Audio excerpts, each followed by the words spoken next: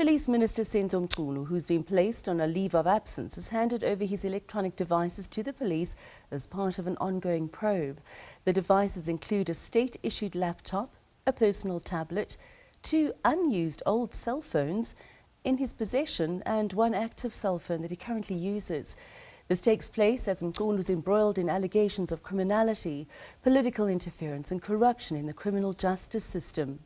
In a statement today, Mchunu's maintained that he has nothing to hide and welcomes any lawful investigations aimed at clarifying facts and upholding the integrity of public office. He adds that he remains confident that due process will confirm that his actions have been ethical, lawful and consistent with his duties as a member of the executive. For more now, we speak to political analyst Professor Bheki Mngomezulu on our video link. Good evening and thank you for joining us on Late Edition. Good evening, my sister. Good evening to your viewers and thank you for having me. What do you make of the timing of all of this? The timing has nothing to do with anything, really. It just happened that immediately after General Mkhwanazi called the media briefing and spilled the beans, then wheels had to start to roll, although they are not rolling in a court of law, but they are rolling through the Madlanga Commission and also through the ad hoc committee. But then, of course, one could not expect this process to have dragged for longer, so then the sooner they acted on it, the better. So at least there is something happening. Although we still have a long way to go, but at least there is something happening. What does this mean for the ANC and more particularly, what does it mean for the aspirations of these 2 men? Whenever something happens that is not acceptable in the public eye, then the party, of course, will be negatively affected. In this case, the ANC will be negatively affected. The same applies to any other political party whose members and leaders will be implicated in this. And then as for the individuals, it's even more important because not only are our eyes fixated on the 2026 local government election, but in the ANC's context, eyes are fixed on the 2027 general election, whereby the elective conference, whereby the ANC will be electing its new leadership. So then if those who are implicated, even though they have not been found guilty of any wrongdoing, if those who are implicated have eyes on certain positions in 2027, then it means that in all probability, their chances will be dented, even though not diminished, but they will be dented, because if the process takes long, then it means that they will not have enough time to clear their names and, of course, gain confidence from their branches, from their regions, from their provinces, and then eventually from delegates that will be attending the conference. You just mentioned their regions. Now, they're both from KwaZulu-Natal. What does this mean for the ANC in KZN?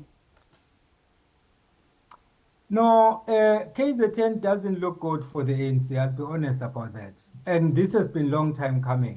For many years, the KwaZulu-Natal has always been the biggest province for the ANC. Itegu alone has always been the biggest region for the ANC. But all of that is now history. Because if you look at what happened in 2019, 2021 and then eventually in 2024, you will see that the ANC has been on the downward spiral. Of course, KwaZulu-Natal is not the only province where the ANC has not performed well.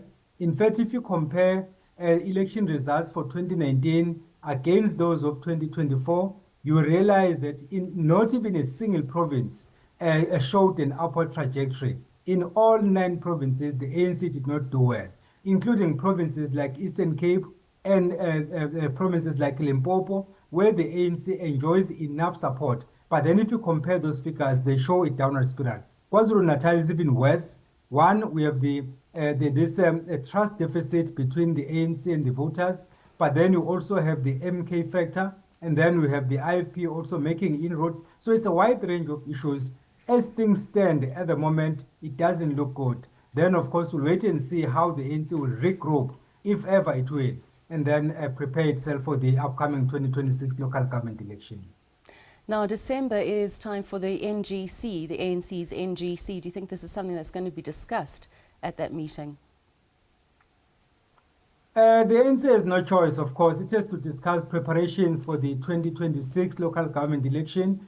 And then if they choose to, they can also start talking about the 2027 elective conference. But if I were to advise, I would advise them not to talk about 2027 because that is going to derail their plans. The focus should be on the 2026 local government election so that at least they regain the lost ground, because truth be told, the ANC has lost enough ground, so then they need everything possible to try and regain their support. So if they were to then divide their attention, focus on the 2026 local government election, while at the same time thinking about 2027, then that will be political suicide, because it will mean that they are not going to apply their mind assiduously to make sure that they regain the support that they lost in KwaZulu-Natal and in all the other 8 provinces. Like I've just said, that their support base went down in all 9 provinces. Not even to mention that in the Western Cape, just recently we heard that after they convened the PTT, some members joined the DA. Then only God knows what's going to happen from now on until the 2026 local government election. Thank you so much for your time this evening. That was Professor Bheki Mngomezulu on our video link there, chatting about the developments within the ANC following the news today.